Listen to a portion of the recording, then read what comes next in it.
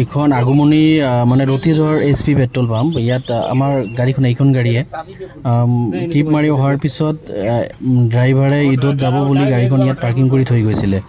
Parking কৰি থৈ যোৱাৰ পিছত সেই গাড়ীখনৰ পৰা মানে 3 তাৰিখ 8 বাজি মানে ৰাতি 8 বাজি 6 মিনিটমানত গাড়ীৰ বেটাৰী হেৰাই গৈছে।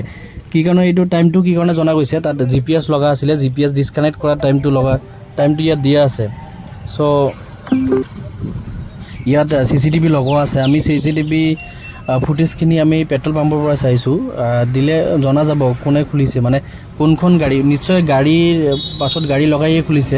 যদি CCTV ফুটেজ পাওঁ, মানে গাড়ীৰ নম্বৰটোও যদি জনা যায় বা কোনোবাই যদি লৈছে জনা যায়, তেনেহ'লে ফুটেজখিনি লৈ ডাইৰেক্ট কেছ কৰিম। যদি আমাৰ চিনা পৰিচয়ৰ ভিতৰত থাকে, তেনেহ'লেতো যদি ঘূৰাই নিদিয়ে, আজিৰ পৰা 3 দিন টাইম দিলোঁ, যদি ঘূৰাই নিদিয়ে তেনেহ'লে ফুটেজখিনি লৈ কিনে কমপ্লেইন কৰিম আমি।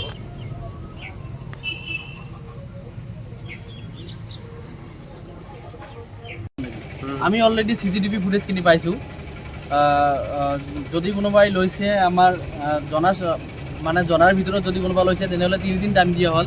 3 দিনৰ ভিতৰত যদি ঘূৰাই নিদিয়ে, তেনেহ'লে আমি CCTV ফুটেজখিনি লৈ কমপ্লেইন কৰিম।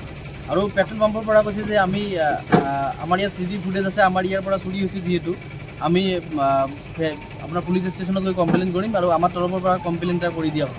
তেনেহ'লে চাওঁ এতিয়া কি হয়।